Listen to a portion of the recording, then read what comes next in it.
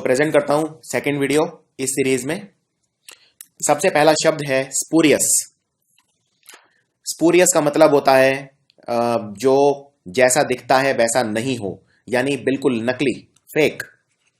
हिंदी में इसको बोलते हैं नकली, और फेक मतलब भी होता है नकली। मान लीजिए अब ऐसे आप ये दो फोन देखिए, इसमें देख के पता करना मुश्किल है कि जेन्युइन कौन सा है। जेन्युइन मतलब असली, एकदम जेन्युइन चीज, और स्पूरियस कौन सा है यानी फेक कौन सा है। स्पूरियस मतलब होता है फेक।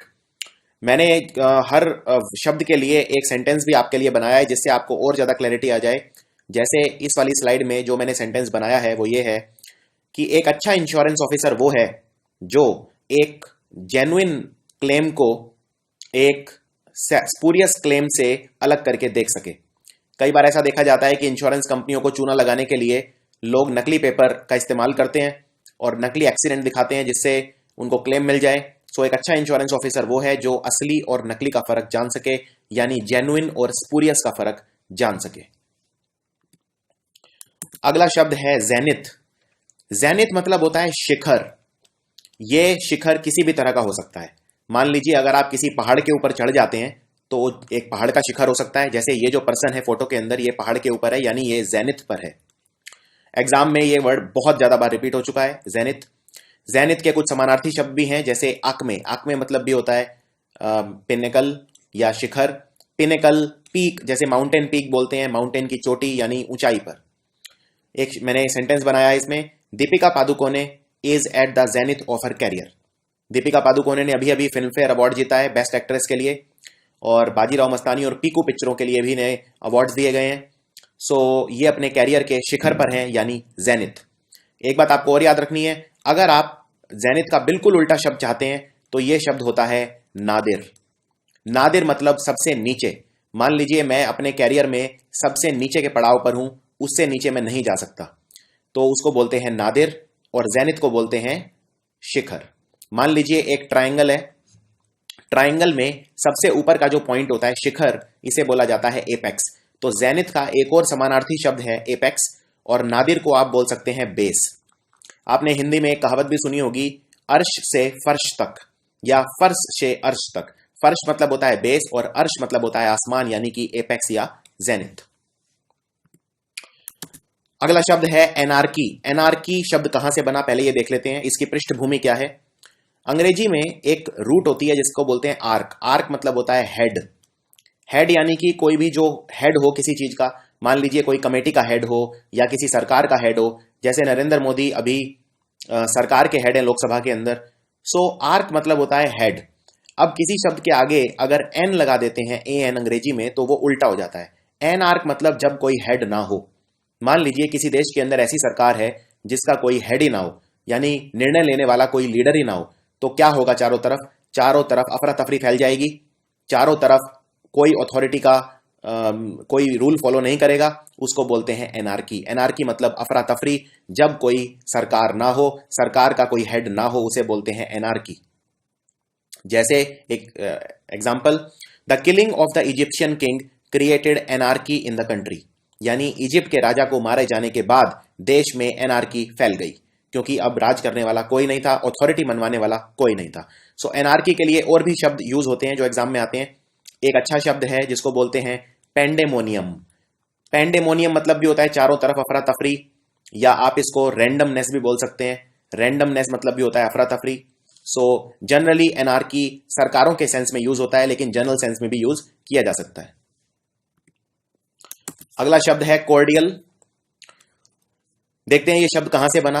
अंग्रेजी में आप जानते हैं अंग्रेजी बहुत सारी भाषाओं से बनी है, जैसे ग्रीक, जैसे यूनानी या रोमन भाषाओं से बनी है। स्पेनिश के भी बहुत सारे शब्द अंग्रेजी में लिए गए हैं, और फ्रेंच भाषा के भी बहुत सारे शब्द अंग्रेजी में लिए गए हैं। कॉर्ड एक शब्द होता है, कॉर्ड को बोलते हैं वैसे तो रस्सी, लेकिन कॉर्ड का एक मतलब होता है हार्ट, दिल। अगर कोई आपके दिल को छू जाए तो वो है कॉर्डियल, यानी बहुत ही फ्रेंडली पर्सन, बहुत ही वार्म पर्सन, बहुत ही ज्यादा जो आपसे दोस्ती प्यार मोहब्बत रखता है, उसको बोलते हैं कॉर्डियल। अगर ऑफिस के अंदर आपको बेस्ट रिजल्ट चाहिए तो एक कॉर्डियल एनवायरनमेंट होना चाहिए, जिसके अंदर सारे एक दूसरे को सपोर्ट कर सकें, सारे एक दूसरे को फ्रेंडली बिहेवियर कर सकें। सो फ्रेंडली के लिए एक शब्द और होता है और वो शब्द है एफेबल। एफेबल मतलब भी होता है फ्रेंडली। एक बात और याद रखनी है, आपको 3 शब्द और बताता हूं, इससे बिल्कुल मिलते जुलते, आपको याद हो जाएंगे।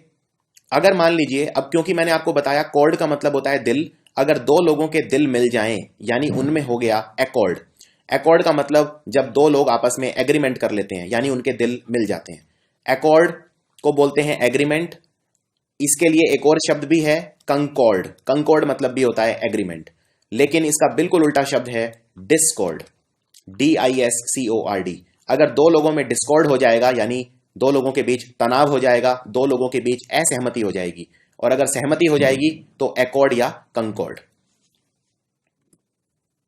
अगला है पेंसिव। पेंसिव आपका एक वो मूड होता है जब आप बहुत ज्यादा सोच विचारते हैं, जब बहुत ज्यादा डीप थिंकिंग के अंदर होते हैं, उसको बोलते हैं पेंसिव। फॉर एग्जाम्पल, ये जो लड़का है यहां पे, ये छत पे खड़ा है एक पेंसिव मूड के अंदर, यानी बहुत ज्यादा डीप थिंकिंग के अंदर है, बहुत ज्यादा सोच विचार रहा है। ही इज चूइंग द कड। इसके लिए एक मुहावरा भी यूज होता है, चू द कड। वैसे चू द कड बोलते हैं उन जानवरों को जो जुगाली करते हैं। अगर आप टेक्निकल देखें, सो चू द कड मतलब जुगाली करना, लेकिन यहां जुगाली करने से मतलब कुछ खाना पीने से रिलेटेड नहीं है। यहां पे जुगाली करना मतलब किसी चीज के बारे में बार बार सोचते रहना, डीप सोचते रहना। सो एक मुहावरा भी होता है चू द कड, जिसका मतलब होता है बहुत ज्यादा सोचना। अगला शब्द डिस्कॉर्ड। सो आई होप अब आपको डिस्कॉर्ड शब्द याद करने में कोई दिक्कत नहीं होगी।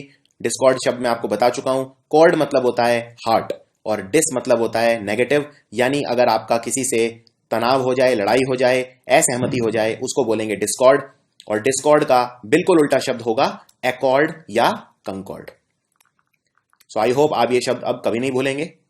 सो एक मैंने सेंटेंस भी बनाया है, उन दोनों बिजनेसमैन जो थे उनके बीच में इतना ज्यादा डिस्कॉर्ड हुआ कि कोई भी डील साइन नहीं हो पाई, यानी असहमति उन दोनों के बीच में हो गई। अगला शब्द है कोमोशन। ये एक थोड़ा सा मुश्किल शब्द है। मान लीजिए आप अपने घर में बैठे हैं और बाहर से कोई आवाजें आ रही हैं जिनसे आप डिस्टर्ब हो रहे हैं। मान लीजिए कोई शादी ब्याह की जो बारात है वो जा रही है, या कई लोग लड़ाई कर रहे हैं, तो उसको बोलते हैं कोमोशन। कोमोशन मतलब कोई भी एक नॉइजी डिस्टर्बेंस। जब आप किसी ऊंची आवाज से बहुत ज्यादा डिस्टर्ब होते हैं या कंफ्यूज होते हैं, उसको बोलते हैं commotion. So for example, I could hear a commotion in front of my house, so I went to see what the problem was about. मैं अपने घर में बैठा था, अचानक मुझे बाहर से एक कोमोशन सुनाई दिया और फिर मैंने जाकर देखा कि माजरा क्या है। अगला शब्द है एनोमेली। अब देखते हैं ये शब्द कहां से बना। नॉर्मल मतलब क्या होता है? नॉर्मल मतलब होता है जो हम एक्सपेक्ट करते हैं कि होगा। मान लीजिए एक हाथ के अंदर 5 उंगलियां होती हैं, तो वो एक नॉर्मल चीज है जो सबके पास 5 उंगलियां होती हैं। लेकिन अगर मान लीजिए किसी के हाथ में 6 उंगली हैं, जैसे इसके हाथ में देखिए, ये फोटो देखिए, इसके हाथ में 6 उंगलियां हैं, यानी ये एनोमेली है। एनोमेली मतलब जो नॉर्मल नहीं है। नॉर्मल शब्द के आगे मैंने ए लगा दिया तो बन गया ए नॉर्मल या एब नॉर्मल। एब नॉर्मल मतलब जो नॉर्मल नहीं है, और एब नॉर्मल को बोलते हैं एनोमेली। एनोमेली मतलब जो हटके, जो नॉर्मल नहीं से हटके होता है, उसे बोलते हैं एनोमेली। और बहुत सारे ऐसे फेमस लोग हैं दुनिया में जिनके हाथ में 6 उंगलियां हैं, जैसे ऋतिक रोशन जो एक्टर हैं, उनके हाथ में भी सुनने में आता है कि 6 उंगलियां हैं। सो ये है एनोमेली। जैसे फॉर एग्जांपल एक सेंटेंस है कि समर्स के अंदर, गर्मियों के अंदर ओले पड़ना, ये एक एनोमेली है। यानी कोई भी एक्सपेक्ट नहीं करता है कि समर्स के अंदर ओले पड़ेंगे आसमान से।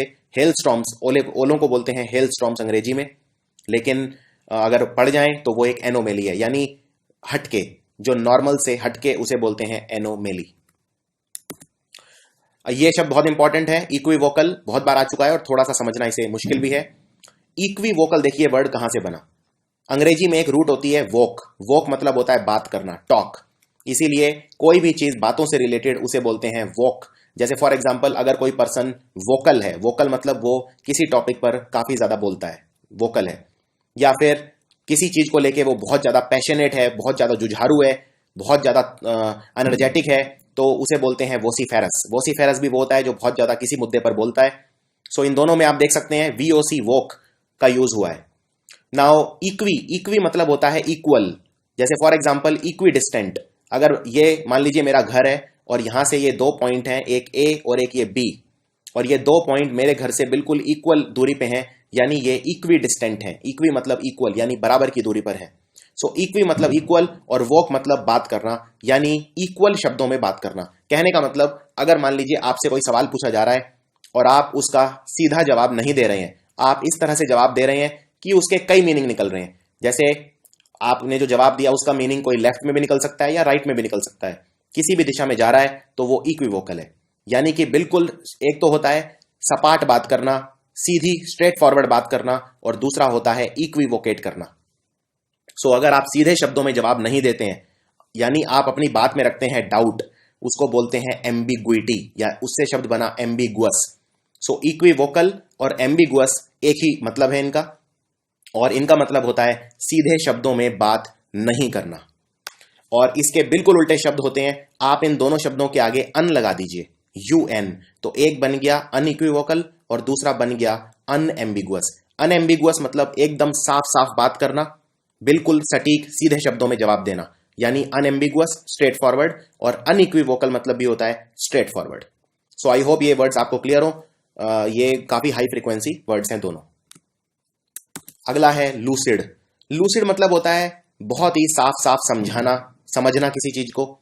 जब किसी चीज को समझना बहुत आसान हो तब उसे बोलते हैं लूसिड।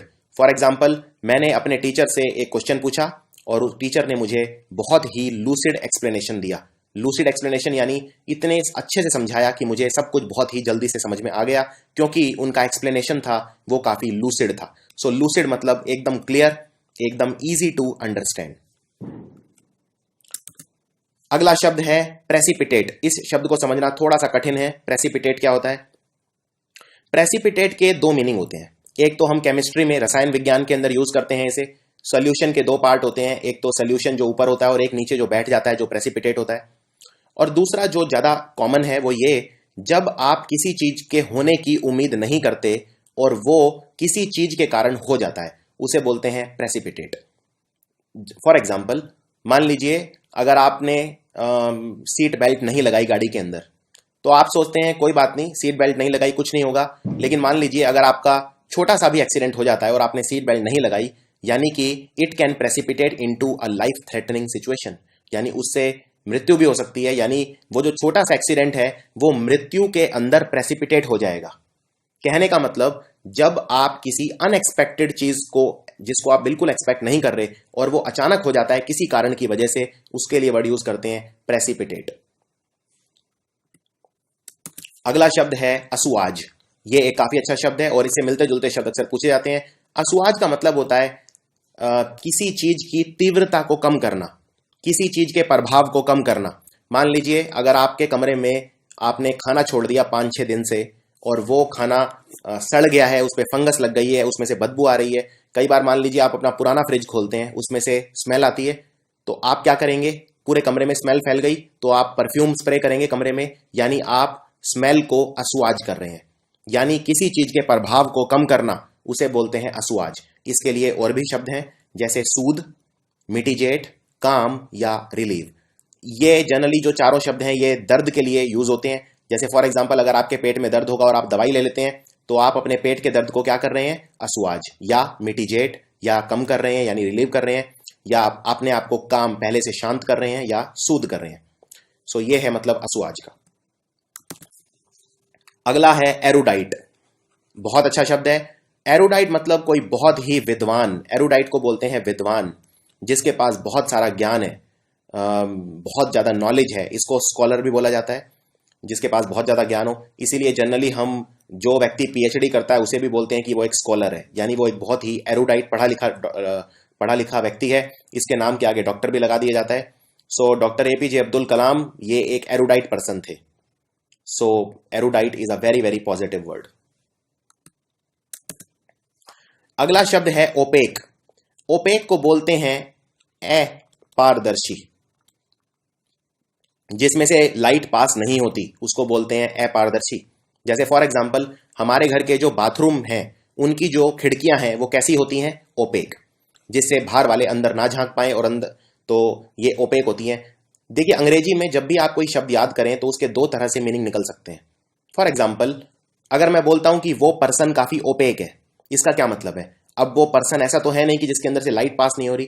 कहने का मतलब मैं उस पर्सन के आर पार नहीं देख पा रहा हूं, यानी वो एक स्ट्रेट फॉरवर्ड पर्सन नहीं है, मुझे पता नहीं चल पा रहा है वो क्या सोच रहा है, यानी वो एक ओपेक पर्सन है। सो आप ओपेक को वस्तुओं के लिए भी यूज कर सकते हैं और पर्सन के लिए भी यूज कर सकते हैं। और अगर मान लीजिए कोई पर्सन बिल्कुल ट्रांसपेरेंट है, यानी पारदर्शी है, यानी कि बिल्कुल स्ट्रेट फॉरवर्ड है, जो उसके चेहरे पे है वही उसके अंदर है, यानी उसमें कोई भी विकार नहीं है, वो एकदम ट्रांसपेरेंट स्ट्रेट फॉरवर्ड ईमानदार व्यक्ति है। लेकिन ओपेक पर्सन किस तरह का होगा, तो आप इसको थोड़ा सा नेगेटिव सेंस में यूज कर सकते हैं। अगला शब्द है बहुत ही नेगेटिव शब्द, प्रोडिगल। प्रोडिगल मतलब होता है कोई बहुत ही ऐसा आदमी जो बहुत ज्यादा पैसा उड़ाता है, जिसका सिर्फ एक ही काम है रात दिन खर्चा करना, बिना सोचे समझे पैसा उड़ाना, बहुत ही एक्स्ट्रावेगेंट खर्च करना, शो ऑफ करना। ये हो सकता है किसी राजा महाराजा का बेटा हो, किसी नेता का बेटा हो, यानी कोई भी ऐसा व्यक्ति जिसको पैसों की समझ ना हो, पैसों की कीमत का अंदाजा ना हो, जिसको बहुत आसानी से जीवन में सब कुछ मिल गया हो और वो उसको उड़ाना स्टार्ट कर दे, तो उसको बोलते हैं प्रोडिगल। एक एग्जाम्पल भी मैंने यहां पे बनाया है। वो कभी बहुत धनवान हुआ करता था, लेकिन अपने प्रोडिगल लिविंग के कारण उसने सब कुछ गंवा दिया, यानी उसने सब कुछ उड़ा दिया। एक चीज और याद रखनी है, जब आप किसी चीज को उड़ाते हैं तो उसको अंग्रेजी में बोलते हैं वेस्ट करना। वेस्टेज के लिए भी अंग्रेजी में एक बहुत अच्छा शब्द है, इसको बोलते हैं प्रोफलीगेसी। प्रोफलीगेसी मतलब होता है वेस्टेज, यानी कि कोई भी चीज वेस्ट करना। आप समय भी वेस्ट कर सकते हैं, यानी वो भी प्रोफलीगेसी है। आप अपना जीवन वेस्ट कर सकते हैं, आप पैसा वेस्ट कर सकते हैं, किसी भी तरह की वेस्टेज को बोलते हैं प्रोफलीगेसी। और जो व्यक्ति प्रोफलीगेसी करता है उसे बोलते हैं प्रोफलीगेट, यानी कि प्रोडिगल और प्रोफलीगेट लगभग समानार्थी शब्द हैं। अगला शब्द है एनिग्मा। एनिग्मा मतलब होता है कोई ऐसा पजल। पजल मतलब कोई ऐसी चीज जिसे समझना बहुत कठिन है, इसे मिस्ट्री भी बोलते हैं। उसके लिए शब्द होता है एनिग्मा। फॉर एग्जाम्पल, जैसे मैं बोलता हूं कि बचपन से मैथ्स का जो सब्जेक्ट है मैथमेटिक्स मेरे लिए हमेशा एक एनिग्मा रहा है, मुझे आज तक कभी मैथ समझ में नहीं आया, तो मेरे लिए वो एक मिस्ट्री, एक पजल की तरह रहा है। या फिर नेताजी सुभाष चंद्र बोस, उनको क्या हुआ आज तक पता नहीं चल पाया है, वो एक मिस्ट्री है, पजल है, एनिग्मा है। अभी सरकार ने भी बहुत सारी फाइलें उनकी सार्वजनिक की हैं, लेकिन अभी तक वो एक एनिग्मा बना हुआ है। अगला है फरविड। फरविड मतलब होता है पूरे जोश के साथ, पूरे जोश के साथ। मान लीजिए अगर आपसे कोई पूछे कि आपकी हॉबीज क्या क्या हैं, यानी आप क्या शौक रखते हैं, आप कह सकते हैं I am a fervid football enthusiast, या आई सपोर्ट फुटबॉल फरविडली। कहने का मतलब मैं बहुत ही ज्यादा फुटबॉल के लिए पैशनेट हूं, मैं अपनी पूरी ताकत झोंक देता हूं फुटबॉल के अंदर, पूरा मेरा जो एंथुजियाज्म है, पूरी मेरी शक्ति के साथ मैं फुटबॉल को फॉलो करता हूं। तो आप इसके लिए वर्ड यूज कर सकते हैं फरविड। बहुत ही अच्छा शब्द है। जैसे Narendra Modi girl child education के एक फरविड सपोर्टर है। जैसे नरेंद्र मोदी ने एक स्कीम स्टार्ट की थी, बेटी बचाओ बेटी पढ़ाओ, यानी कि वो जो नारी शक्ति, जो गर्ल चाइल्ड एजुकेशन है, उसको बहुत ज्यादा फरविडली सपोर्ट करते हैं। फरविड मतलब पूरे जोश, पूरी ताकत के साथ। अगला शब्द है प्लेकेट। थोड़ा सा कठिन शब्द है प्लेकेट समझना। प्लेकेट क्यों थोड़ा सा टफ इसलिए है क्योंकि प्लेकेट के जो समानार्थी शब्द हैं वो काफी टफ है। प्लेकेट का मतलब होता है अपीज करना किसी को, या सेटिस्फाई करना, या कंसिलिएट करना, या प्रोपिटिएट करना। चारों शब्द काफी हाई फ्रीक्वेंसी वर्ड्स हैं। प्लेकेट मतलब होता है किसी को खुश करने की कोशिश करना, किसी की चापलूसी करना, किसी को सेटिस्फाई करने की कोशिश करना, एक तरह से किसी के जूते चाटने के लिए तैयार रहना। कहने का मतलब, जैसे फॉर एग्जांपल आपने एक वर्ड न्यूज में अक्सर सुना होगा, माइनॉरिटी अपीजमेंट, यानी कि नेता वोट पाने के लिए जो भारत के माइनॉरिटी हैं उनको लुभावने वादे करते हैं, यानी उन्हें क्या कर रहे हैं, वो प्लेकेट कर रहे हैं। जैसे आप जानते हैं कि अगर आप कोई हमारे भारत सरकार की कोई रिपोर्ट देखें, जैसे Sachar committee report, Ranganath Mishra commission report, ये साफ कहती है कि भारत के अंदर माइनॉरिटीज का विकास नहीं हुआ है, यानी देश में मुसलमानों का विकास बिल्कुल नहीं हुआ है पिछले 50 सालों में। लेकिन नेता हमेशा उनके वोट ले लेते हैं, क्या करके, उन्हें लुभावने वादे करके, यानी उन्हें प्लेकेट करके, उन्हें अपीज करके, उन्हें सेटिस्फाई करके। ये एक शब्द है जो काफी बार एग्जाम में आता है, अपीज, सेटिस्फाई, कंसिलिएट या प्रोपिटिएट, चारों का मतलब होता है प्लेकेट। अगला शब्द है जील। जील मतलब होता है जोश। मैंने बिल्कुल अभी एक शब्द आपको बताया था, फरविड। फरविड का मतलब आपको बताया था मैंने, फरविड मतलब भी होता है पूरे जोश के साथ। जील मतलब होता है जोश। अगर किसी पर्सन के अंदर बहुत ज्यादा जोश है, बहुत ज्यादा उमंग है, बहुत ज्यादा एनर्जी, ताकत है, यानी उसके अंदर बहुत ज्यादा जील है। सो हमें अगर अपने सपने पूरे करने हैं जिंदगी में, तो हमारे अंदर जील होना चाहिए। किसी काम को करने के लिए हमारे अंदर पैशन होना चाहिए। हमें हमेशा 100% उस काम में देना चाहिए। अगला है एब्स्टेन। ये एक बहुत अच्छा शब्द है, एब्स्टेन। एब्स्टेन का मतलब लिटरली इंग्लिश में होता है सेल्फ डिनायल, यानी मैं अपने आप को ये काम करने से रोकता हूं, उसको बोलते हैं एब्स्टेन करना। अपने आप को किसी काम करने से रोकना। जो व्यक्ति अपने आप को कोई काम करने से रोकता है, एंजॉय करने से रोकता है, दुनिया के सुखों से रोकता है, उसे बोलते हैं एस्केटिक। सो एस्केटिक कौन पर्सन होता है? एस्केटिक पर्सन वो है जो एब्स्टेन करता है चीजों से। मान लीजिए कोई ऐसा व्यक्ति जो सिर्फ मोक्ष की प्राप्ति चाहता है या दुनिया के सुखों में जिसे सुख नजर नहीं आता, ऐसा व्यक्ति आपको तपस्या करता हुआ पहाड़ों के ऊपर मिल जाएगा, या कि हो सकता है कोई स्पार्टन लाइफस्टाइल जिए, किसी गुफा के अंदर मिल जाएगा, जंगलों में तपस्या करते हुए मिल जाएगा। उस व्यक्ति को बोलते हैं एस्केटिक, जो हर बुरी आदत से अपने आप को दूर रखे, यानी हर बुरी आदत से एब्स्टेन करे। सो फॉर एग्जाम्पल, मैं अच्छी सेहत चाहता हूं, इसके लिए मैं स्मोकिंग और अल्कोहल दोनों से अपने आप को एब्स्टेन करूंगा। अगला शब्द है एपैथी। एपैथी भी एक बहुत अच्छा शब्द है। पहले देखते हैं ये शब्द बना कहां से। अंग्रेजी में पैथी मतलब होता है फीलिंग्स।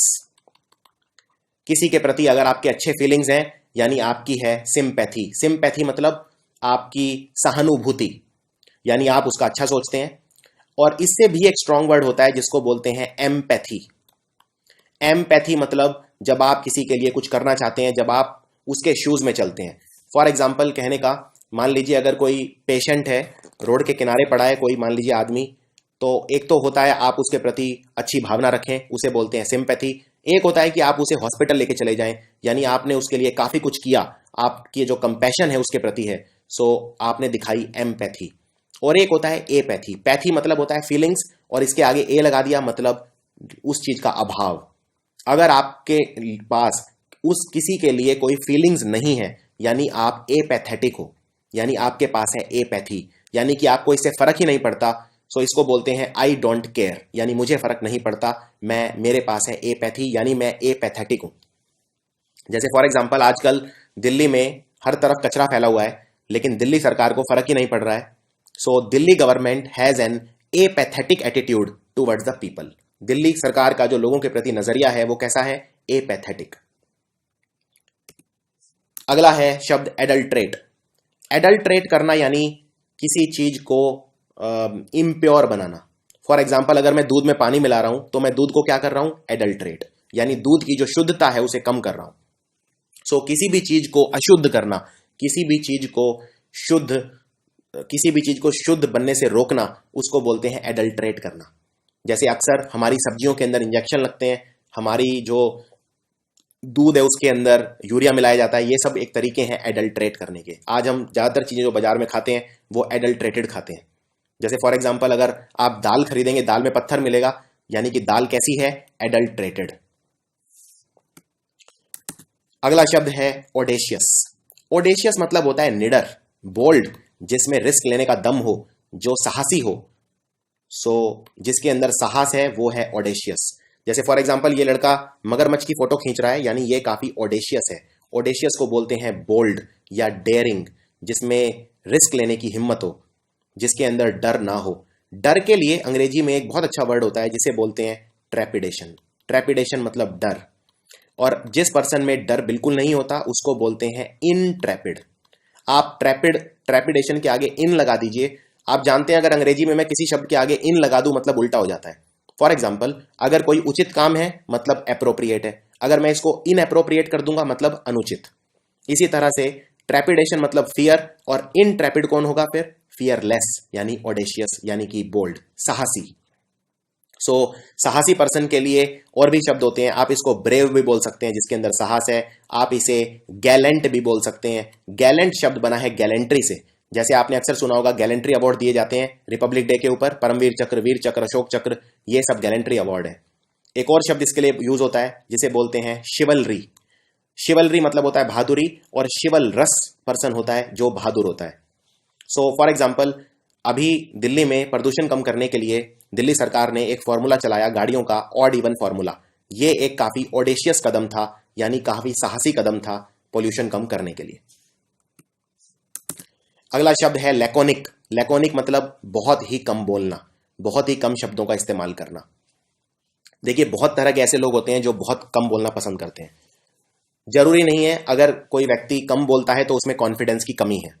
फॉर एग्जाम्पल, दो तरह के व्यक्ति होते हैं जो कम बोलते हैं। एक जिनमें कॉन्फिडेंस की कमी होती है, इन्हें बोलते हैं शाई। शाई मतलब जिसके अंदर कॉन्फिडेंस ना हो। इसके लिए एक और बहुत अच्छा शब्द है डिफिडेंट। डिफिडेंट एक कॉन्फिडेंट का उल्टा है एकदम। कॉन्फिडेंट पर्सन वो है जिसे अपने आप पे विश्वास होता है, और डिफिडेंट वो है जिसे अपने आप पे विश्वास नहीं होता है। इसीलिए वो जब भी लोगों से मिलता है तो कम बोलता है, बहुत ज्यादा लोगों से बचता है, नजरें चुराता है। लेकिन लैकोनिक पर्सन ऐसा नहीं है। लैकोनिक पर्सन अपनी मर्जी से, अपनी स्वेच्छा से कम बोलता है, यानी बेसिकली उसे कम बोलना पसंद है। जितने शब्दों का उपयोग वो करना चाहे बस उतने का उपयोग करके आपको जवाब दे देगा और उसके बाद चुप हो जाएगा। यानी बिल्कुल कंसाइज, एकदम टू द पॉइंट बात करेगा, और इस तरह की बातों को बोला जाता है टर्स। इसके लिए और भी शब्द हैं, जैसे पिथी। पिथी मतलब भी होता है सिर्फ उतने शब्द बोलना जितना जरूरी हो, शॉर्ट में, संक्षिप्त में जवाब देना। टर्स जवाब देना या पिथी जवाब देना मतलब एकदम कंसाइज, टू द पॉइंट बात करना। अगला शब्द है कैप्रिशियस। थोड़ा सा कठिन शब्द है। कैप्रिशियस मतलब होता है जब आपका मूड बार बार चेंज होता रहता है। जैसे मान लीजिए आप मान लीजिए ये डिसाइड नहीं कर पा रहे हैं कि पढ़ाई कब से स्टार्ट करेंगे। पहले आप सोचते हैं कि मैं आज से स्टार्ट करूंगा, फिर सोचते हैं मैं कल से, फिर आप उसको टालते जाते हैं। फिर आपका मूड अगर बार बार चेंज हो रहा है, यानी आप कैप्रिशियस व्यक्ति हैं। जैसे फॉर एग्जाम्पल, मैंने एक सेंटेंस इसमें बनाया है, मेरा जो बॉस है वो काफी कैप्रिशियस है, मुझे पता नहीं वो कैसे रिएक्ट करेगा। यानी कभी तो मेरा बॉस मुझसे बहुत अच्छे से बिहेव करता है और कभी बिल्कुल मुझे डांटता रहता है, यानी वो एक कैप्रिशियस व्यक्ति है। सो कैप्रिशियस मतलब जिसका मूड बहुत जल्दी जल्दी चेंज हो, उसे बोलते हैं कैप्रिशियस। अगला शब्द है लॉडेबल। किसी को लॉर्ड करना यानी किसी की तारीफ करना, और जो तारीफ के काबिल होता है उसे बोलते हैं लॉडेबल। जैसे हमारी जो सेनाएं हैं वो अपनी जान पर खेलकर हमारी जान बचाती हैं, यानी वो काफी लॉडेबल काम करती हैं, तारीफ के लायक। इसके लिए और भी शब्द हैं, जैसे प्रेज वर्दी। किसी को प्रेज करना यानी तारीफ करना। कमेंडेबल, कमेंडेबल यानी तारीफ के योग्य है। डिजर्विंग भी वही होता है जो सम्मान के योग्य होता है। थोड़े से अगर आप और कठिन शब्द यूज करना चाहें, सो एक शब्द होता है जिसको बोलते हैं एपोथियोसाइज, यानी किसी की इतनी ज्यादा तारीफ करना कि एकदम भगवान बना देना। जैसे कई लोग कहते हैं सचिन तेंदुलकर भगवान है। कहने का मतलब सचिन तेंदुलकर वैसे तो भगवान नहीं है तो इंसान ही, लेकिन सचिन तेंदुलकर को एकदम भगवान बना दिया, यानी उसे क्या कर दिया है आपने, एपोथियोसाइज। थियो मतलब होता है भगवान। जो थियो को मानता है वो होता है थीस्ट, जो थियो को नहीं मानता है वो होता है अथीस्ट। सो थियो मतलब होता है भगवान, और अगर किसी को बिल्कुल भगवान के साइज का कर देना, भगवान के बराबर तुलना कर देना, इतनी तारीफ कर देना, उसको बोलते हैं एपोथियोसाइज। एक शब्द और यूज कर सकते हो आप, एक्सटॉल। एक्सटॉल मतलब होता है किसी की बहुत ज्यादा तारीफ करना, बार बार। खासकर एक्सटॉल वर्ड यूज किया जाता है अगर मान लीजिए कोई चीफ गेस्ट है आपका, आप उसकी बहुत ज्यादा तारीफ करते हैं, उसकी जीवनी पढ़ते हैं, उसके सामने उसे ट्रॉफी देते हैं, यानी आप उसे क्या कर रहे हैं, एक्सटॉल कर रहे हैं। अगला शब्द है लोक्वेशियस। लोक्वेशियस शब्द बना लॉक से। अंग्रेजी का एक रूट होता है जिसे बोलते हैं लॉक, LOQ, लॉक। लॉक मतलब बात करना यानी टॉक। मैंने एक और रूट बताई थी आपको अंग्रेजी की, वॉक। वॉक मतलब भी होता है बात करना। कोई व्यक्ति अगर बहुत ज्यादा बातूनी है यानी टॉकेटिव है, बहुत ज्यादा बोलता है, पूरे टाइम बोलता रहता है, बहुत ज्यादा बातूनी, इसके लिए एक और शब्द यूज होता है गैरुलस। दोनों ही शब्द बहुत ज्यादा एग्जाम में रिपीट हो चुके हैं, गैरुलस भी और लोक्वेशियस भी। इसका मतलब है बहुत ज्यादा बात करना। और इसका बिल्कुल उल्टा शब्द होता है टैसीटर्न। टैसीटर्न वो होगा जो बिल्कुल बात नहीं करेगा, यानी एकदम साइलेंट किस्म का व्यक्ति, बिल्कुल मनमोहन सिंह टाइप का व्यक्ति जिसके मुंह से शब्द ही नहीं निकलते, वो है टैसीटर्न। जैसे फॉर एग्जाम्पल एक सेंटेंस है यहाँ पर, ये जो जुड़वा बच्चे हैं ये बिल्कुल अलग हैं, एक टैसीटर्न है और दूसरा लोक्वेशियस है, यानी जुड़वा होने के बावजूद उनमें डिफरेंस बहुत ज्यादा है। एक है टैसीटर्न और दूसरा है लोक्वेशियस। अगला शब्द है डेसिकेट। डेसिकेट मतलब सूख जाना, बिल्कुल सूख जाना कोई चीज, उसमें से सारा पानी निकल जाना, उसे बोलते हैं डेसिकेट। जैसे अगर आप किसी मरुस्थल के अंदर जाएंगे, डेजर्ट के अंदर, वहां पे आपको कैक्टस का पौधा मिलेगा। ये पौधे कैसे होते हैं जनरली, ये ड्राई होते हैं बहुत ज्यादा, इनको ज़ेरोफाइट्स बोला जाता है। जहां भी आप वर्ड सुने ज़ेरो, ज़ेरो मतलब देखते ही समझ जाना ज़ेरो मतलब होता है अंग्रेजी में ड्राई। अगर मान लीजिए आपकी आंखें सूख जाती हैं, आप इतना कंप्यूटर देखते हैं, तो उसको बोलते हैं ज़ेरोप्थेल्मिया। अगर मान लीजिए आपका आपका आपकी स्किन सूख जाती है, यानी ज़ेरोडर्मा। अगर आपका मुंह सूख जाता है, मुंह में थूक नहीं बनता, यानी ज़ेरोस्टोमिया। ज़ेरो मतलब ड्राई। इसीलिए जब आप फोटोस्टेट कराते हैं उसे बोलते हैं ज़ेरोक्स, क्योंकि फोटोस्टेट कराते वक्त पानी यूज बिल्कुल नहीं होता, इसलिए उसे बोलते हैं ज़ेरोक्स। ज़ेरो मतलब ड्राई। सो अगर कोई चीज बहुत ज्यादा ड्राई है, सूख गई है, उसे बोलते हैं डेसिकेट होना। जैसे फॉर एग्जांपल ये जमीन आप देख सकते हैं, ये जमीन बारिश के ना होने के कारण एकदम डेसिकेट हो गई है। अगला शब्द है कोरोबोरेट। कोरोबोरेट का मतलब होता है किसी चीज को अपना सपोर्ट देना या किसी की कही गई बात का सपोर्ट करना। जैसे फॉर एग्जांपल, अगर मान लीजिए मैं घर के बाहर कोई हादसा देखता हूं और मैं उसमें गवाह बन जाता हूं, पुलिस में जाकर मैं अपनी गवाही दे देता हूं। बाद में सीसीटीवी कैमरा से यह पता चलता है कि जो भी मैंने कहा वो बिल्कुल सच था, यानी सीसीटीवी कैमरा ने मेरी बात को कोरोबोरेट किया। कोरोबोरेट किया यानी उसे कंफर्म किया या उसे सपोर्ट किया। सो किसी भी चीज को सपोर्ट करना, किसी भी चीज को कंफर्म करना पूरे सबूत के साथ, उसे बोलते हैं कोरोबोरेट करना। जनरली कोरोबोरेट हम लीगल केसेस में यूज करते हैं, कोर्ट केसेस के अंदर यूज करते हैं। अगला शब्द है मिटिजेट। मिटिजेट करना मतलब किसी चीज के प्रभाव को कम करना। जैसे किसी चीज को पहले से कम सीवियर बनाना, कम खराब करना। जैसे फॉर एग्जांपल, अगर आप दवाई लेते हैं तो आपका बुखार कम होता है, पहले से कम बदतर होता है। किसी चीज को पहले से बेहतर करना, उसको बोलते हैं मिटिजेट करना। सो एक सेंटेंस भी है यहां पर, जब मैं बच्चा था तब मदर की आवाज सुनते ही मेरा सारा पेट का दर्द मिटिजेट हो जाता था, यानी कम हो जाता था। अगला शब्द है पीडेंट। पीडेंट बोलते हैं उस व्यक्ति को जो बहुत ज्ञानी है लेकिन बिल्कुल सम्मान नहीं पाता है। वो इसलिए क्योंकि ये नॉलेज को, इसको दिखाने का बहुत शौक रहता है। मैंने एक शब्द आपको बताया था, पढ़े लिखे विद्वान व्यक्ति को बोलते हैं एरुडाइट। जैसे कि एपीजे अब्दुल कलाम जी की मैंने उसमें फोटो दिखाई थी आपको। वो व्यक्ति होता है जो बहुत ज्यादा विद्वान होता है और सब उसका सम्मान करते हैं। लेकिन पीडेंट वो व्यक्ति होता है जिसका सम्मान कोई नहीं करता है, और वो इसलिए क्योंकि इसको अपनी नॉलेज शो ऑफ करने का बहुत शौक रहता है। जनरली एक पीडेंट व्यक्ति आपकी छोटी छोटी बात पे कमियां निकालता है, आपकी ग्रामर में कमियां निकालता है, आपके बोलचाल में कमियां निकालता है, और इसका बस एक ही मकसद होता है, अपने आप को किस तरह से आपसे सुपीरियर प्रूव करे, ये प्रूव करे कि उसे बहुत ज्यादा आता है। इस तरह के व्यक्ति जनरली थ्योरेटिकल होते हैं, किताबी कीड़े हो सकते हैं। इस तरह के व्यक्ति को बोला जाता है पीडेंट। अगला शब्द है प्रैग्मेटिक। प्रैग्मेटिक मतलब होता है बिल्कुल प्रैक्टिकल व्यक्ति, जो बिल्कुल रियलिस्टिकली काम करे, ज्यादा किताबी ना हो, बिल्कुल जो चीज जहां करनी चाहिए अपनी बुद्धि, अपने विवेक से काम करे, उसको बोलते हैं प्रैग्मेटिक व्यक्ति। अगला शब्द है एफेमेरल।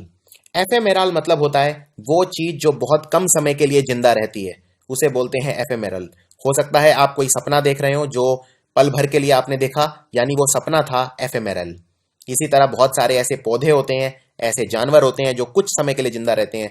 बहुत सारे आपने ये देखे होंगे, जब अंधेरे के अंदर लाइट जलती है तो वहां पर कीड़े आ जाते हैं जो बहुत थोड़े समय के लिए जिंदा रहते हैं, उसे भी बोलते हैं एफेमेरल।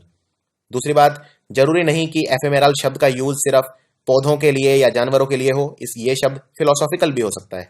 जैसे फॉर एग्जाम्पल, हमारी जो जिंदगी है वो कैसी है, एफेमेरल, यानी क्षणिक भर की जिंदगी है और उसके बाद सबको जाना ही है। सो ये एक एफेमेरल लाइफ है। इस तरह से बहुत सारे कवि हैं, बहुत सारे पोएट हैं जिन्होंने एफेमेरल शब्द के अलग अलग तरह से यूज किए हैं अपनी अपनी रचनाओं के अंदर। अगला शब्द है प्रॉपराइटी। प्रॉपराइटी, ये शब्द को प्रॉपर्टी से कंफ्यूज मत करना, यह शब्द है प्रॉपराइटी। देखिए, प्रॉपराइटी का मतलब होता है समाज में कुछ रहने के ऐसे तरीके होते हैं जो हम सबको फॉलो करने पड़ते हैं। कुछ ऐसी चीजें जिन्हें समाज, सोसाइटी अच्छा कहता है, सही कहता है, उसको बोलते हैं प्रॉपराइटी। जैसे एक लेन देन का एक तरीका होता है जिसे बोलते हैं फाइनेंशियल प्रॉपराइटी। इस तरह से कहीं पर बिहेव करने का कोई तरीका होता है, सोशल प्रॉपराइटी। सो समाज जिस तरह के बिहेवियर को अच्छा मानता है उसे बोलते हैं प्रॉपराइटी। क्योंकि हम एक समाज में रहते हैं तो हमें ये सारे कानून मानने पड़ते हैं, हमें समाज की बनाई हुई जो सीमाएं हैं हम उनके बाहर नहीं जा सकते आसानी से, और इसको बोलते हैं प्रॉपर्टी। थोड़ा सा कठिन शब्द है लेकिन प्रैक्टिस के साथ आपको हो जाएगा। सो एक तरह से आप बोल सकते हैं समाज के अंदर जो एक डिसिप्लिन है उसे बोला जाता है प्रॉपर्टी। यानी डिसिप्लिन के लिए और भी शब्द हैं जैसे डेकोरम या सही चीज करना हमेशा यानी करेक्टनेस। अगला शब्द है गलिबल। गलिबल बोलते हैं उस व्यक्ति को जिसको आसानी से बेवकूफ बनाया जा सकता है। बहुत ही मासूम, बहुत ही इनोसेंट तरह का व्यक्ति। ये कोई बच्चा भी हो सकता है जिसे आपने देखा होगा अक्सर बच्चों को चॉकलेट देकर या कोई और बहाने बनाकर बहका दिया जाता है, उन्हें बेवकूफ जल्दी से बना दिया जाता है। यानी कोई भी ऐसा व्यक्ति जो आसानी से किसी पर विश्वास कर लेता है। सो इसके लिए एक और बहुत अच्छा शब्द है जो अक्सर एग्जाम में आता है, वो है क्रेड्यूलस। क्रेड्यूलस मतलब भी होता है वो व्यक्ति जो आसानी से किसी पर भी विश्वास कर लेता है। जैसे बच्चे, छोटे बच्चे, उनको गलिबल बोला जा सकता है। अगला शब्द है वैसिलेट। वैसिलेट का मतलब होता है जब आप कोई निर्णय नहीं ले पाते। आपके सामने बहुत सारे ऑप्शंस हैं लेकिन आप कोई निर्णय नहीं ले पा रहे हैं। जैसे मान लीजिए 12वीं कक्षा के बाद आपको क्या पढ़ना है, आप कॉमर्स पढ़ना चाहते हैं या आप मेडिकल पढ़ना चाहते हैं, आप इस बात पे डिसाइड नहीं कर पा रहे हैं, यानी आप वैसिलेट कर रहे हैं। यानी कभी इधर कभी उधर, कभी ये डिसीजन ले रहे हैं कभी वो डिसीजन ले रहे हैं। इसको बोलते हैं वैसिलेट करना, इनडिसाइसिव होना, डिसीजन नहीं ले पाना। अगला शब्द है होमोजीनस। होमोजीनस शब्द मतलब होता है एक जैसा। और जैसे भारत का जो समाज है वो बिल्कुल एक जैसा नहीं है। हमारे यहाँ इतने सारे धर्म हैं, इतनी सारी जात हैं, इतने सारे ट्राइब्स हैं कि हमारा समाज होमोजीनस नहीं है। हमारा समाज है हेट्रोजीनस। तो ये दो शब्द होते हैं, एक होमोजीनस, एक heterogeneous. So Indian society is not a homogeneous society. आप ये फोटो देख सकते हैं, इस फोटो में सारे लोग एक जैसे हैं, यानी ये सारे के सारे सिमिलर हैं या होमोजीनस हैं। वोलाटाइल। वोलाटाइल एक अच्छा शब्द है। वोलाटाइल के दो मतलब निकलते हैं। एक तो वोलाटाइल होता है जो आसानी से उड़ जाता है, आसानी से जिसका वाष्पीकरण हो जाता है, इवेपोरेशन हो जाता है। फॉर एग्जाम्पल, अगर आप पेट्रोल की टंकी गलती से एक रात अपनी खाली छोड़ देंगे तो अगले दिन आप देखेंगे सारा पेट्रोल उड़ जाएगा, यानी पेट्रोल है वोलाटाइल। इसी तरह कभी आप अपनी परफ्यूम की शीशी खाली छोड़ दीजिए, सारा परफ्यूम उड़ जाएगा, यानी परफ्यूम है वोलाटाइल। सो एक तो वोलाटाइल का मतलब होता है ये। दूसरा वोलाटाइल का मतलब होता है अगर कोई चीज में परिवर्तन बहुत जल्दी से आता है तो उसे बोलते हैं वोलाटाइल। फॉर एग्जाम्पल, लद्दाख की जो क्लाइमेट है, जो मौसम है, वो काफी वोलाटाइल है। यानी हो सकता है अगले ही पल वहां पे कोई आवालांचे या कोई बर्फ का तूफान आ जाए, या हो सकता है अगले ही पल वहां पे कोई शीत लहर आ जाए। सो ये वोलाटाइल।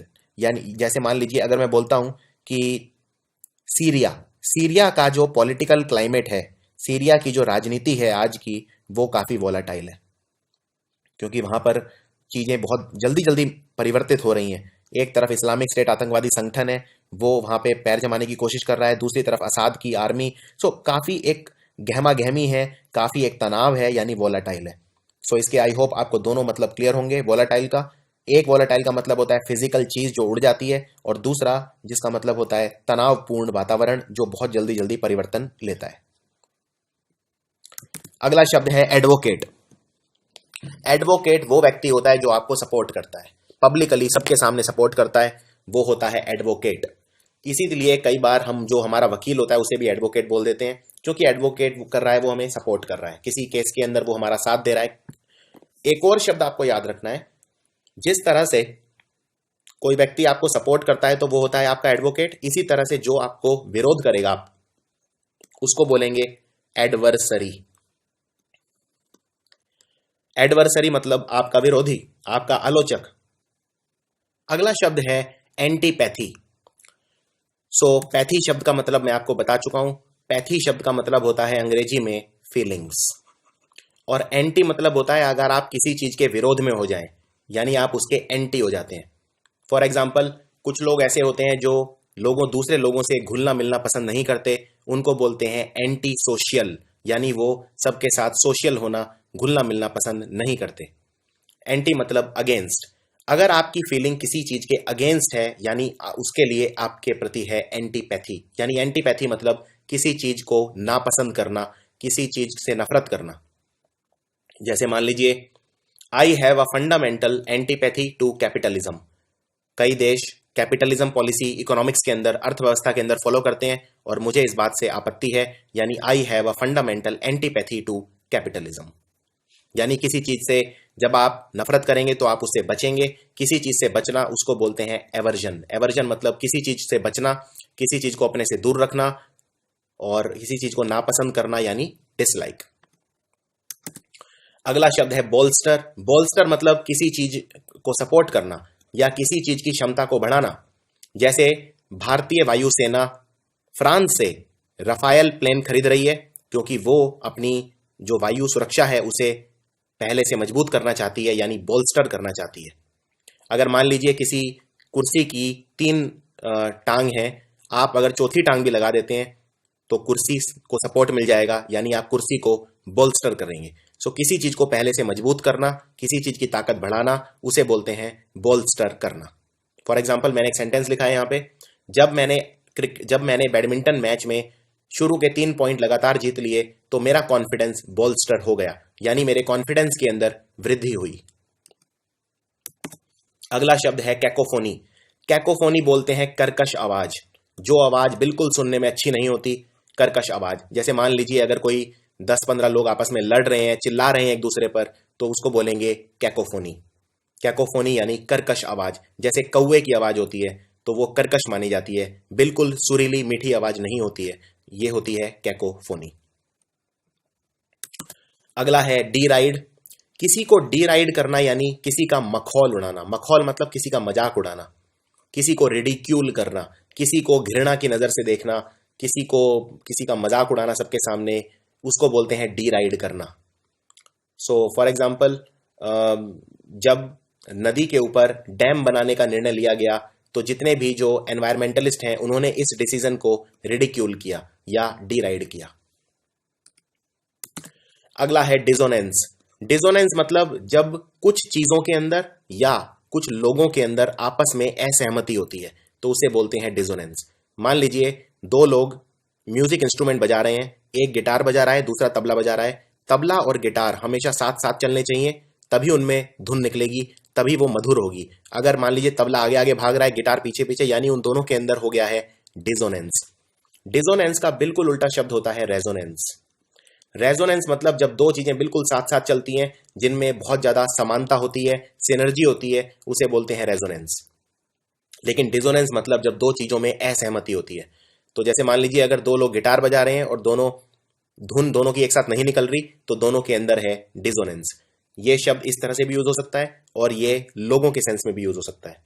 फॉर एग्जाम्पल, मैं वहां जाना तो चाहता था लेकिन अंदर से मेरे को एक कॉग्निटिव डिसोनेंस था, यानी अंदर से मेरे को आवाज आ रही थी कि मत जाओ, यानी मेरी सोच में और मेरे करने में एक डिसोनेंस था, यानी एक असहमति थी।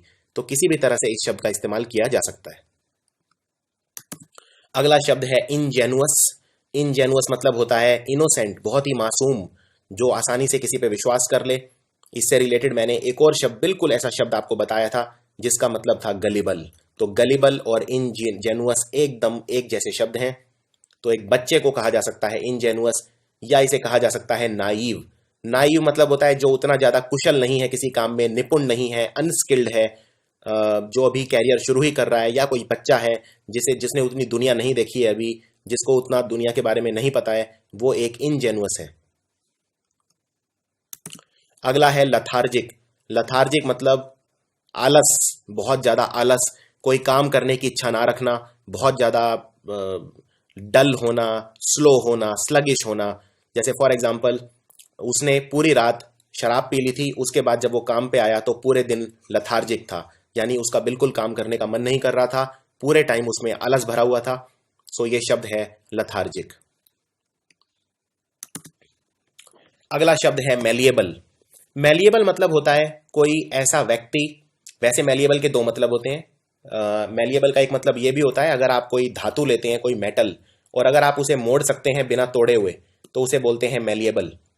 तो किसी भी मेटल को अगर आप शीट के अंदर ट्रांसफर कर सकते हैं, जैसे फॉर एग्जांपल जो सोना होता है, गोल्ड के इतने सारे गहने क्यों बन जाते हैं? क्योंकि सोने को आसानी से मोड़ा जा सकता है, यानी gold is a highly malleable metal. Person के केस में भी मैलिएबल यूज हो सकता है, अगर कोई मैलिएबल व्यक्ति है उसे आसानी से तोड़ा मोड़ा जा सकता है। यहाँ पे तोड़े मोड़ने से मतलब ये है कि उसे आसानी से इन्फ्लुएंस किया जा सकता है, अपनी बातों में लिया जा सकता है, उसे आसानी से चलाया जा सकता है। ये व्यक्ति बहुत ज़्यादा रजिस्ट नहीं करेगा, जो आप कहेंगे चुपचाप बात मानेगा, इसे अपने हिसाब से चलाया जा सकता है। उस तरह के पर्सन को बोलते हैं मैलिएबल पर्सन। सो मैलिएबल पर्सन मतलब प्लाएबल या इजीली इन्फ्लुएंस्ड, यानी कि कंप्लायंट। कंप्लायंट मतलब जो चुपचाप आपकी बात माने।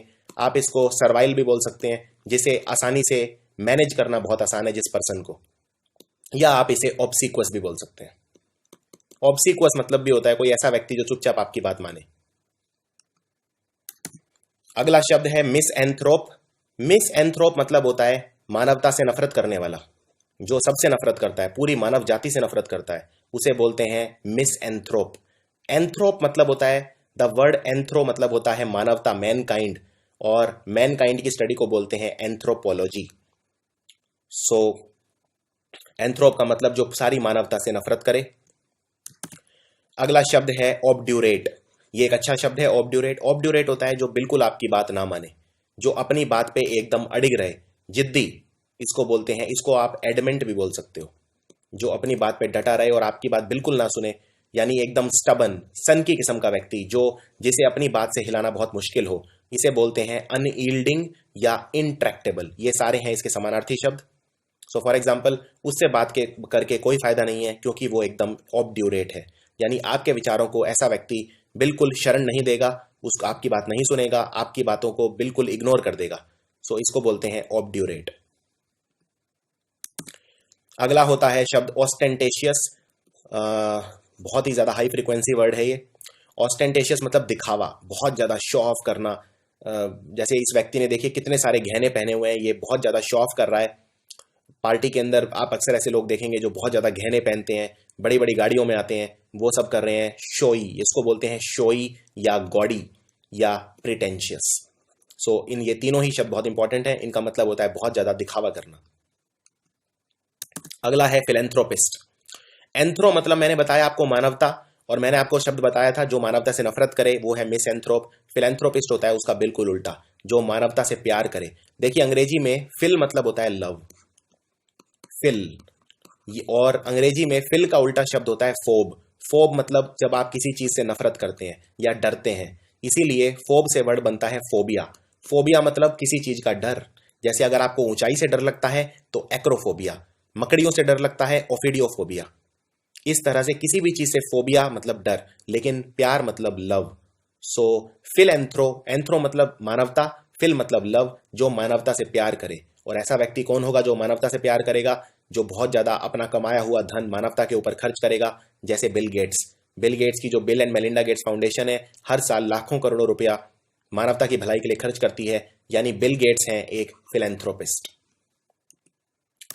अगला शब्द है पैराडॉक्स। पैराडॉक्स का मतलब होता है कोई ऐसी बात जो अपने आप को ही कॉन्ट्राडिक्ट करे, अपने आप को ही नकारे। इसको हिंदी में बोलते हैं विरोधाभास। विरोधाभास मतलब कोई ऐसी बात जो जिसको सुन के आपको लगे कि ये तो सही नहीं है, ये तो हो ही नहीं सकता, ये तो अपने आप, ये बात अपने आप को ही काटती है, उसको बोलते हैं पैराडॉक्स। जैसे मान लीजिए अगर मैं बोलूं कि खड़े होने से आदमी ज्यादा थकता है चलने की बजाय, तो ये बात अपने आप में एक पैराडॉक्स कही जाएगी, यानी ये बात अपने आप को ही काटती है। सो पैराडॉक्स का मतलब विरोधाभास। अगला है इनर्वेट। इनर्वेट हो जाना मतलब बहुत ज्यादा थक जाना, टायर्ड हो जाना, फैटीग्ड हो जाना। फैटीग मतलब भी होता है टायर्ड, एग्जॉस्ट मतलब भी होता है टायर्ड। सो फॉर एग्जांपल आजकल स्कूल वगैरह में बच्चों को इतना होमवर्क मिलता है कि वो एकदम इनर्वेट हो जाते हैं, एकदम थक जाते हैं। अगला शब्द है यूलोजी। अंग्रेजी में अगर किसी शब्द के आगे यू लगे, ई यू, मतलब समझ जाना कोई पॉजिटिव वर्ड है। यू मतलब होता है अच्छा, और यूलॉजी का मतलब होता है किसी की तारीफ करना। जनरली इस शब्द को उस स्थान पर यूज किया जाता है, जैसे मान लीजिए अगर कोई मर जाता है, कोई गुजर जाता है, कोई एक्सपायर हो जाता है पर्सन, तो उसके लिए लोग अच्छे अच्छे शब्द कहते हैं कि ये बहुत अच्छा आदमी था, सबकी मदद करता था, हमेशा आप अच्छा ही सुनेंगे ऐसे व्यक्ति के लिए। उसको बोलते हैं यूलॉजी। यूलॉजी मतलब जनरली किसी की तारीफ जब की जाती है किसी के गुजर जाने के बाद, उसको बोलते हैं eulogy. So for example, I was asked to give a eulogy at my best friend's funeral, यानी जब मेरे बेस्ट फ्रेंड की डेथ हुई तो मुझे यूलॉजी देने के लिए कहा गया। अगला शब्द है गैरुलस। गैरुलस मतलब होता है बहुत ज्यादा बातूनी, बहुत ज्यादा बोलने वाला, यानी लोक्वेशियस। ये शब्द मैं ऑलरेडी कवर कर चुका हूं। लोक्वेशियस, तो लोक्वेशियस और गैरुलस का मतलब एकदम सेम है। अगला शब्द है वेनेरेट। वेनेरेट मतलब जब आप किसी चीज का बहुत ज्यादा सम्मान करते हैं, बहुत ज्यादा किसी चीज को सम्मान देना, बहुत ज्यादा प्यार करना, किसी चीज को बहुत ज्यादा सत्कार, आदर की नजर से देखना। जैसे फॉर एग्जाम्पल, जब आप किसी मंदिर में जाते हैं तो आप भगवान को क्या करते हैं? वेनरेट, आप रेवर करते हैं, उनको सम्मान देते हैं, उनके आगे झुकते हैं, तस्वीर के आगे, उसको बोलते हैं वेनर करना। अगला है प्रीवेरिकेट। प्रीवेरिकेट मतलब होता है अगर आपसे कोई सवाल पूछे तो उससे बच निकलना, उसका जवाब ना देना, उसको उसको बचना, किसी तरह भी आप उस सवाल का जवाब देने से बचेंगे, यानी आप कर रहे हैं प्रीवेरिकेट। उसको इवेड करना, क्वेश्चन को, उससे उसको इस तरह से जवाब देना उसका कि आपने क्वेश्चन का जवाब ना भी दिया और दे भी दिया, यानी किसी भी चीज से बचना, उसे बोलते हैं प्रीवेरिकेट करना। और आखिरी शब्द है वेवर। वेवर मतलब होता है लड़खड़ाना, लेकिन यहां लड़खड़ाना किस सेंस में? बहुत जल्दी जल्दी हिलना, उसे बोलते हैं वेवर। जैसे फॉर एग्जाम्पल, ये मोमबत्ती का फ्लेम है, मोमबत्ती की लौ है, और ये जब तूफान चलेगा तो ये काफी हिलेगी। हल्की सी हवा जब चलती है तो मोमबत्ती का जो फ्लेम होता है, उसके ऊपर जो आग होती है, वो काफी भड़कती है, यानी वो वेवर करती है। सो वेवर मतलब बहुत जल्दी जल्दी हिलना, बहुत जल्दी जल्दी मूव करना, लड़खड़ा।